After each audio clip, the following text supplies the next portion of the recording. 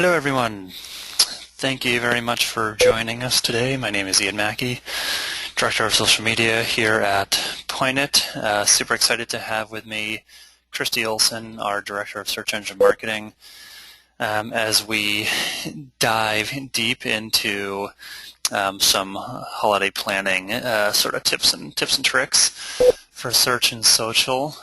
If you notice the headline of the webinar, for those time-challenged individuals who may still be working on or finalizing some holiday strategies, or looking for other ways to expand, to maximize reach. Hopefully get a lot of good input out of this webinar, because I know there's a lot of good takeaways that everyone can use here on search and social. So before we get started, just a few logistics. The webinar is being recorded. A link will be emailed within 24 hours. Definitely feel free to ask questions during the webinar via the chat option, and then any unanswered questions we can follow up via email. Our contact information you'll find at the end of the webinar here as well, so definitely reach out to either of us if there's specific questions about search or social. So first, just a little bit about Pointit, founded in 2002. I'm just practicing.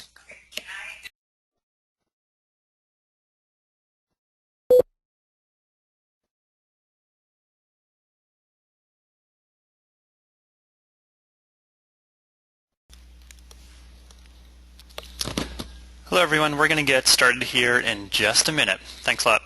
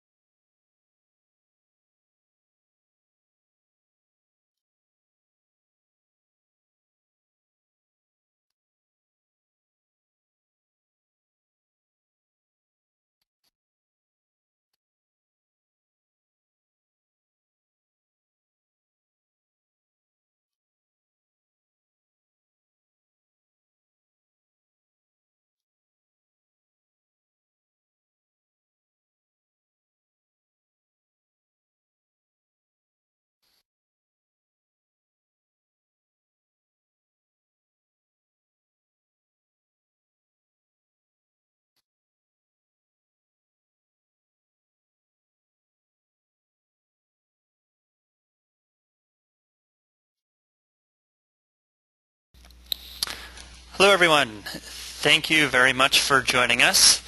My name is Ian Mackey. I'm the Director of Social Media here at Pointit, and I'm very fortunate to have Christy Olson, our Director of Search Engine Marketing, with me as well. And we are going to discuss a topic that's probably on everyone's mind here in terms of planning for the holidays across search and social. And for those that appreciate our title, Time Challenge Individuals, our goal here is to kind of run through pretty quickly in the next 35 minutes or so, strategies that you can implement right now, if you haven't done already, across these two channels that we believe will have a very positive impact on your overall digital marketing plan and strategy. So before we get started, just a few logistics. The webinar is being recorded, and so we'll email out typically within 24 or 48 hours a YouTube link, as well as a link to the deck as well. Definitely feel free to ask questions via the chat option, and then any questions that we cannot get to, we can follow up once the webinar is complete. And we will have our contact info at the end of the deck as well. So first, just a little bit about Pointit. We're a digital marketing agency here in the lovely city of Seattle, founded in 2002. We focus on SEM, SEO, display, social advertising, web development as well. Manage quite a bit of media each year, in excess of 40 million, servicing clients across all verticals and revenue models. So it's really exciting because we get to touch on a lot of just a lot of companies with different goals, different strategies. What we're talking about today will definitely, lean towards the e-commerce side.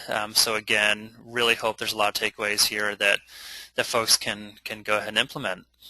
So with that, I'm going to pass it over to Christy. Thank you, Ian. Can you hear me? Loud and clear. Perfect. It's always worth checking before I get started.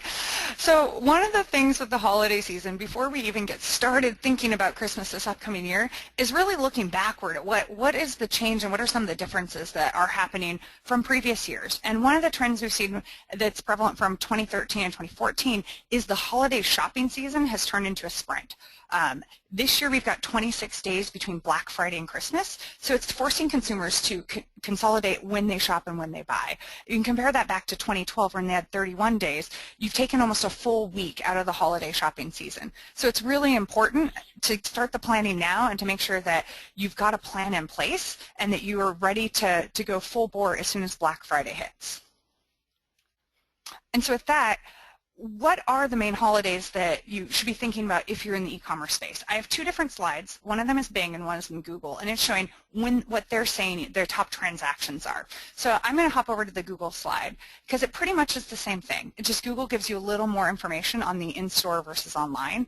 Really what it's saying is you need to be looking at Black Friday, Cyber Monday, free shipping day, and you just have to be present everywhere in between. So as a marketer preparing your commerce campaigns, it's a really long sprint. It's almost like a marathon that turned into a sprint because there's so many top days that happen during that time frame.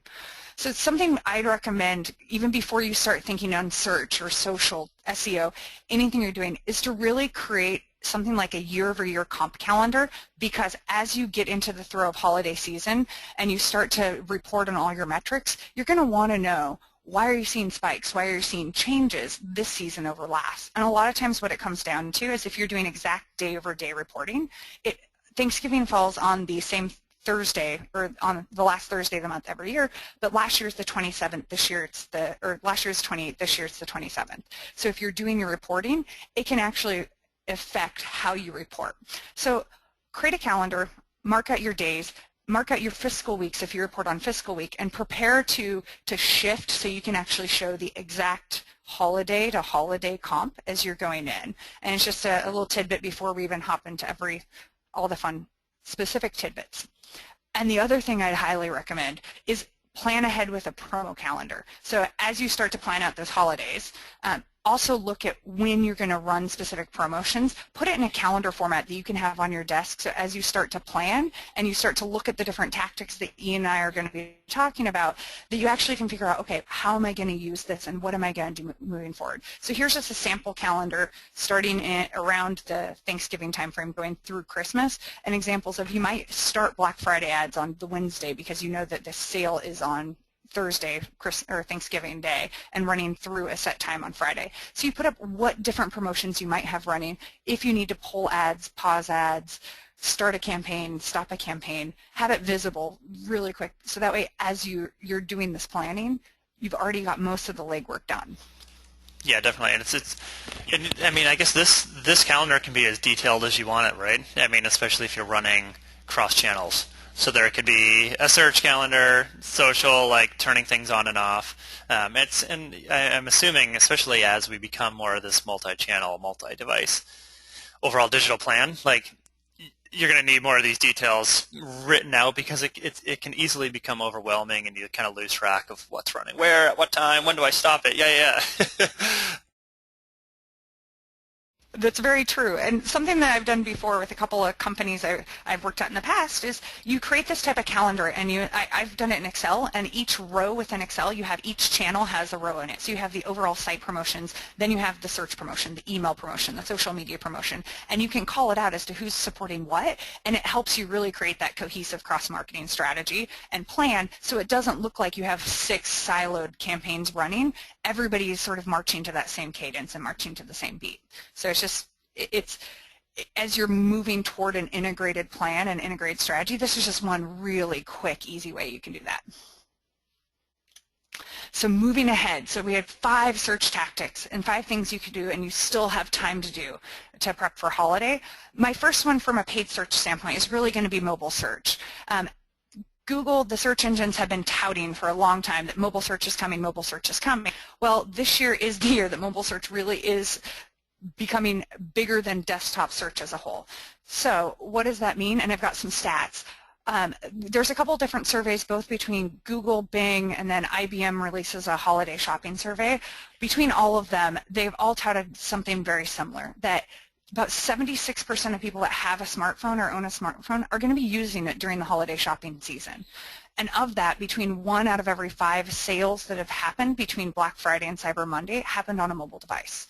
It is a huge percentage of overall traffic and a huge percentage of business that's moving toward that mobile space.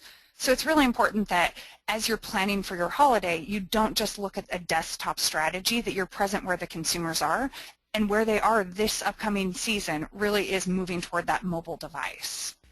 And unfortunately, sorry, I'm going to jump in because just to chime in and be a little on the selfish side here.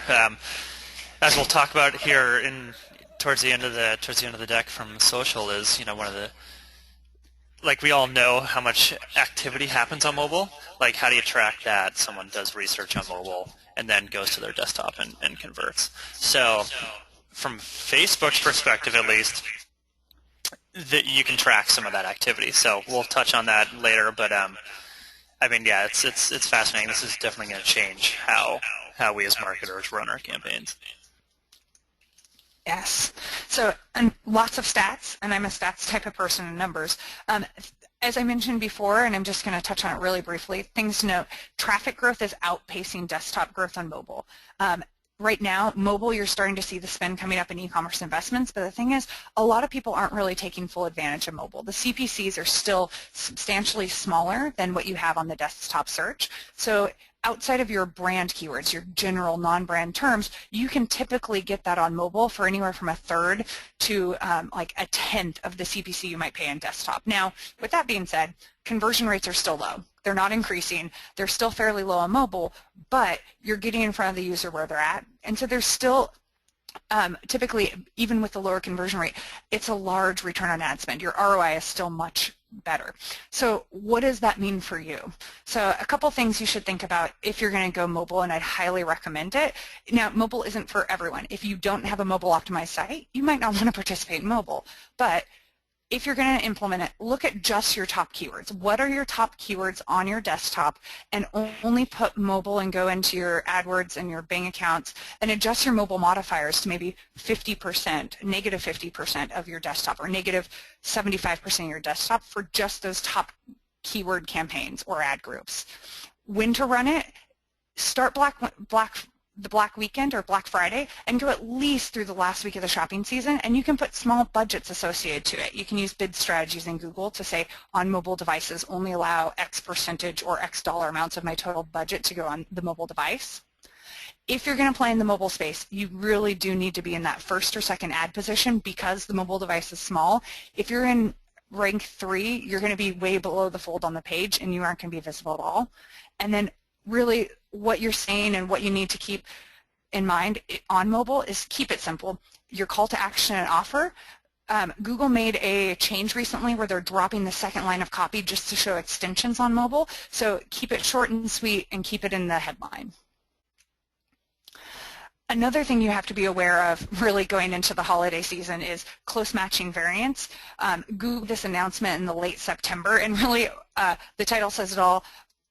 Match types aren't what they used to be, and hopefully people get my joke, but really what variants mean coming in is that, if you have a word like bar, Google could be matching misspellings, singular versus plural forms, stemming forms, accents, abbreviations, and related terms and phrases. So as you have a PPC manager walks into a bar, you could actually be showing up for a ton of different keywords that you might not intend to make. Where this can impact you in your campaigns is if you're not watching it and if you're not paying close attention, your return on ad spend, your ROI, can start to decrease and you might not understand why. And you can start to look at your keyword match types. If you're not looking at it, you're going to lose out. So how do you go in and do this? So in AdWords, if you go into the keywords, go to the details drop down and select all search terms and download the report. I would highly recommend you just throw it into a pivot table under match type, throw your stats in, and look at your overall return on ad spend. So if you look at the bottom right corner, you can see a return of ad spend. This is an actual client. On phrase match, they were getting like a 6-to-1 return on ad spend, but because of close variance and some of the matching that was coming up, that dropped down to like a 2. What it means is I need to go into the account, find the keywords that have close match variance, and add negative keywords into place, and really build out my keyword list based on what I'm seeing is working and or not working. And how do I do that? This is really high level, but I look at my match type and then look at what type of keywords I would want to add based off that type of keyword. So for example, on phrase keywords, if I see a keyword that performed on the close match variant, I would actually want to come in and add it as an exact match keyword. Or if I was putting a negative keyword in place off of that, I would put it as either a negative exact match or a negative phrase match for those close variants, just to exclude the traffic, reduce it down, and try to get my return on ad spend back up to where it is supposed to be or where I would want it to be.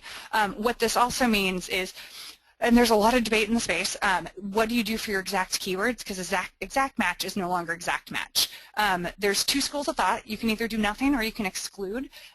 For my brand campaigns that have performed really well and have differences between different singulars, plurals, and other variations, I'm creating separate ad groups, and I'm actually going through and putting all the variants as negatives to really force my exact match to be there.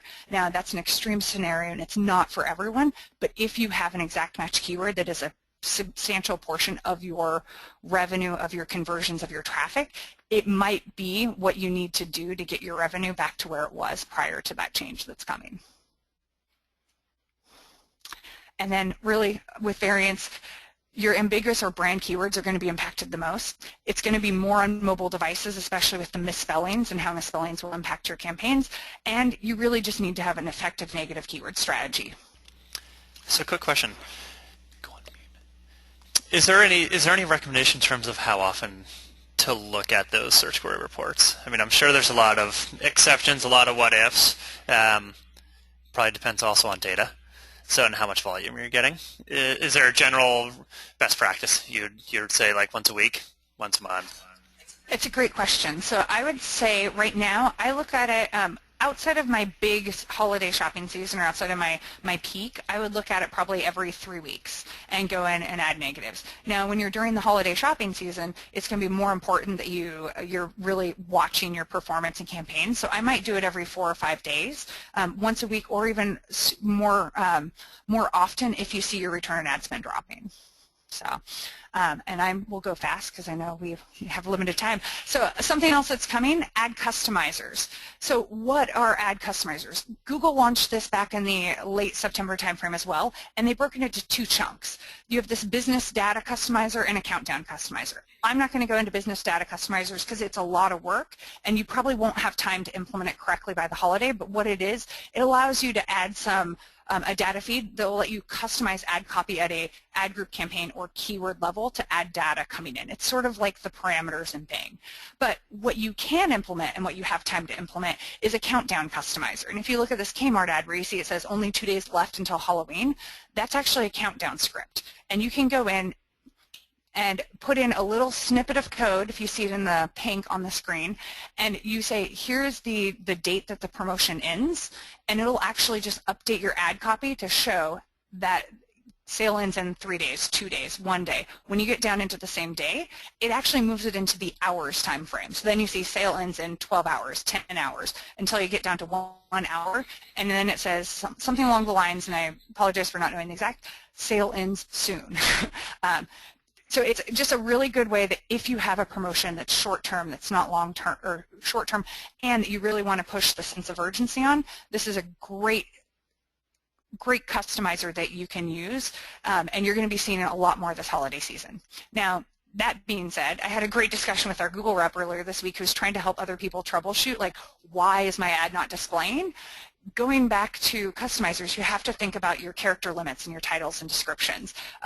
Because it swaps from days to hours to minutes, days, hours, and between different languages, it takes up different number of characters. So you really want to be careful with the number of characters you use for the phrase going into that customizer, so your ad won't get rejected as soon as it changes a time frame and moving from days to hours, which is that one extra character. Ad extensions. I know ad extensions at SMX, SES, all the conferences, people are talking about them. There's a lot of things you can do. So there's a ton of anatomy within an ad. But when you look at this ad from Google, there's a ton of different extensions on this ad. And essentially what we're seeing is that having the different extensions can increase your click-through anywhere from, on the low end, 5%, but we're seeing it as far as like a 45 or 50% increase in click-through rates. It's amazing. You would want to do this. Now, you don't have time to put everything in place for the holiday. So really, you just want to make sure your ad stands out. Here's another example of a couple of ads looking at, dresses.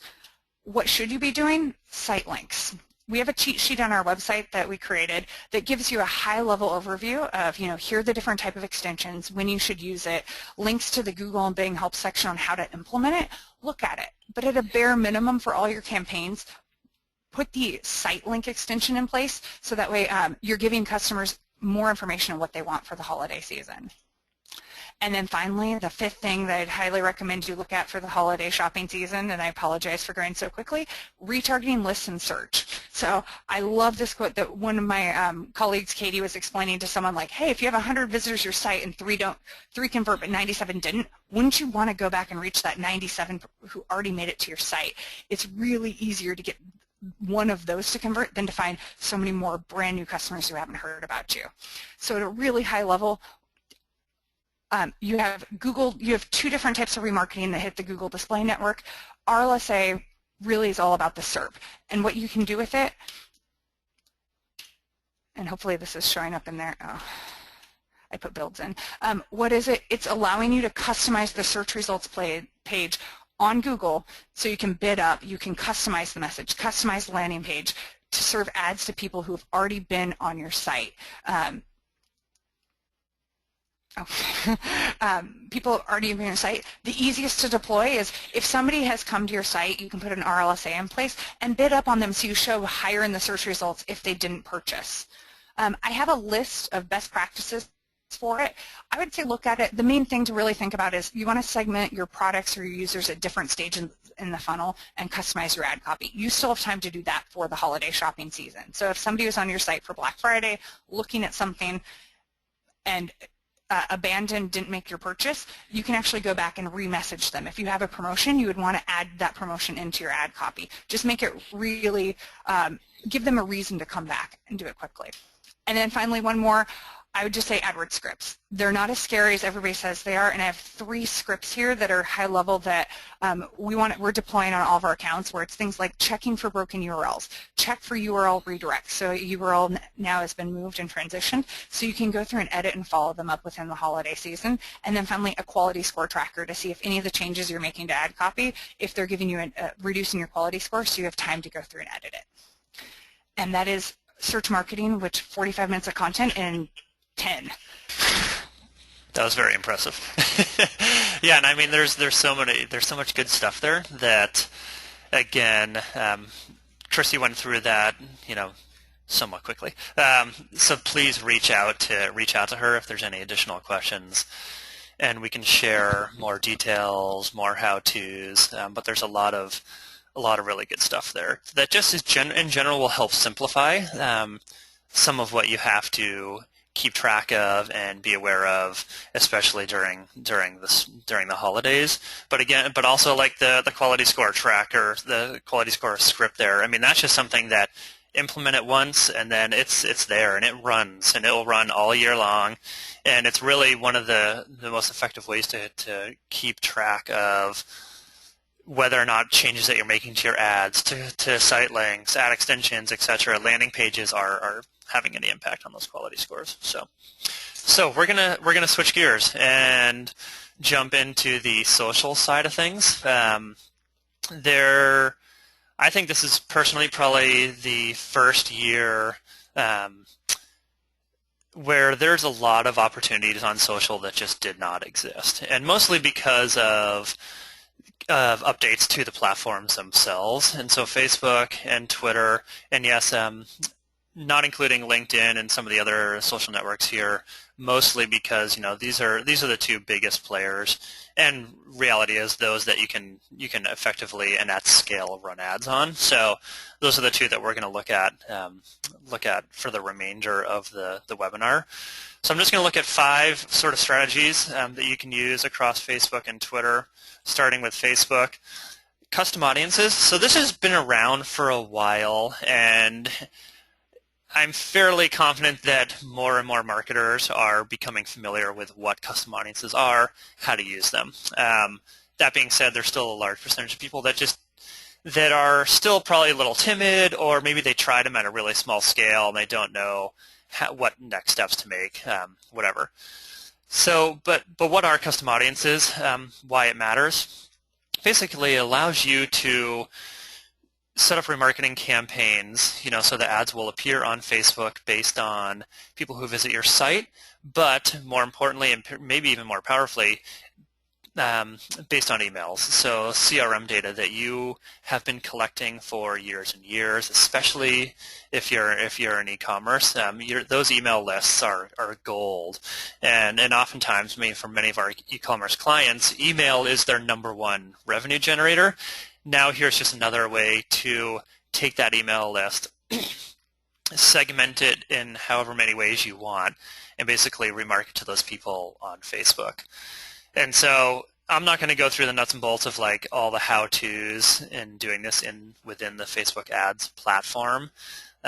Just note that most of this is, if you do not have a third-party platform that you're using, is all within the Facebook Power Editor. And so in terms of remarketing websites, remarketing via email addresses, those are through custom audiences from your website and the data file custom audience options here. And so who can you reach with this? There's endless number of examples, but basically, website visitors who don't convert, cart abandonment. But for the email side, look at newsletter signups. Existing customers is a very easy way to remarket to people, say with promos, sales, new products. And again, as Christy already mentioned with search, it's far easier to convert those people that are already interested in your brand than it is to find new ones. And by using your email in this way, you can basically reach those existing customers, and you'll see those ROIs really spike on Facebook. And I think you'll start to see performance from Facebook as a legitimate channel really bump up. We're seeing Facebook outperform Bing for certain clients. Now, is that saying a lot? That depends. But what it is indicating is it's a extremely viable channel that can compete, right alongside search as a DR channel. So another option on Facebook is the lookalikes, and so this is based to a certain extent around your custom audiences. But why it matters is it allows you to basically reach similar users by similarity or reach. And so Facebook gives you the option of, say you have loaded an email list of all your existing customers. You can load that email address in, basically tell Facebook to optimize around users that are more similar to your existing customers. And so depending on the size of your audience, that list could grow to 10,000. It could grow to 1 million, depending on the size as well as what you're optimizing for and similarity or reach. Definitely do not expect ROI to be in the range of what you're getting from, say, a standard custom audience remarketing campaign, but we're seeing fairly good results where we're generally breaking even with these lookalike campaigns, which I see as a win, because these are technically these are new customers, it is kind of a really great way to scale the non-brand campaigns. A lot of clients have problems doing well non-brand in search. This is a great way to kind of expand in that channel and look for those users that could potentially convert. So what can you do with these lookalikes? Again, you can basically create audiences around everyone that's already converted. People who have visited certain pages on your site or have taken certain actions. Say they've downloaded, signed up for your newsletter, downloaded a white paper, attended a webinar, signed up for, like if you have a loyalty program or something like that. Those are all options that you can basically load right into Facebook and create these lookalikes off, and it will significantly increase your reach on Facebook as a channel. Quickly running through these, number 3, cross-device reporting. Kind of jumped in earlier when Chrissy was talking about the whole spike in mobile. Facebook recently released, I think they've obviously had this data for a really long time, but they, in the last maybe 3-4 months, they officially revealed to anybody who's running ads on their platform a report that shows impression device versus action device. And this is crucial. I mean, this is kind of like, I don't want to say the holy grail of attribution, but this is why I think Facebook really has a huge advantage over, search and many of the other channels, is because they can track based on actual users. You look at an ad on your phone, you're logged into Facebook, you browse a site, you don't take any action, but then you go home, you jump on your desktop, Facebook, there's a very high likelihood that Facebook is on that desktop as well. You are logged in as a user. It can track you across devices and give you a much clearer picture on what your ROI is for mobile campaigns. And so, while it's kind of still in the early stages, this is already impacting how we run campaigns for clients, simply because we are seeing in some cases up to 50% of conversions are starting on mobile and then ending up and finishing on their desktop device. So it's really that whole, we've always struggled from a digital perspective, like how do we spend our money? We rely probably too heavily on the whole last click model, and that this is starting to solve those problems. Like, what impact does mobile versus desktop have on each other? And this is starting to solve that problem. There's still definitely some challenges. For example, what if you're not logged in on both, all your devices, or you're logged in as different users? If you're using Google Analytics, if you're tracking, say, all your PPC campaign activity from Facebook, and you want to track that in GA will not track, or will at least not see those conversions that are happening on your desktop from a mobile Facebook campaign. So there are definitely still some challenges. You are kind of dependent on just taking Facebook's data, which can be a little scary. But if you have not looked at this report, so it's just called a cross-device report within the reporting UI section, I highly recommend start using it now, especially for the holidays when so many people are accessing Facebook on their mobile and then taking action elsewhere. So we're going to quickly jump over to Twitter here. Similar ideas. Twitter just has kind of different names and different setup process.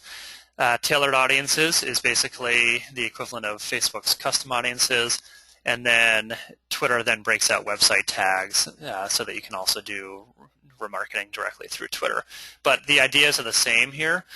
Just up until a few months ago, if you wanted to use email addresses, Twitter usernames, mobile advertising IDs, etc., you actually had to run it through a third party. Thankfully, that's no longer the case. You can now all do this directly through the ads UI, which is huge, because these are the kind of changes that allow small and large businesses alike to take advantage of the power of what these platforms offer. And so now, again, say you have an email list, you can load that right into Twitter, create a custom audience, tailored audience, off of that, and remarket to those users with a wide variety of really, really targeted messaging. Similar with the website tags, Twitter now allows you to basically create a remarketing pixel so that whether it's people take certain action on your website, visit certain pages, whatever that may be, you can now, again, remarket directly to those folks while they're tweeting away about the upcoming campaigns. So yeah, lots of really good stuff here. Again, not diving too deep into the actual setup process. That would be an entirely different webinar. I do highlight one piece on here when you're creating the new website tags. There's an arrow here. Make sure you check off the create a tailored audience based on these website audiences that you're building. That will automatically allow you to then, for example, create lookalikes based off of not only the tailored audiences but also website activity. And so, similar to Facebook, they run their mysterious back-end algorithms to find users that are similar to the ones that are already taking action on your site, and they go out into the Twitter sphere and find those users for you. One also piece of advice here is you can exclude certain audiences as well. So it both within Facebook and within Twitter. Twitter makes it a little more complicated because you basically have to add, let's see, taking a step back here, like add in the audience that you want to target and then basically hit this check mark that says expand reach by targeting similar users, and then go ahead and there's another section in the ads UI that says exclude, and then you have to basically add them back in. So it's a few additional steps, but Twitter again allows you to exclude certain audiences. For example, you just want to target people who have hit your site and haven't converted. This is all for all of, basically I'm assuming everyone on this phone has run remarketing on Google, Bing. It's very similar. So it's just Twitter, Facebook, they're now opening up all these opportunities to us to remarket directly on these platforms, which is huge because people spend a lot of time on these.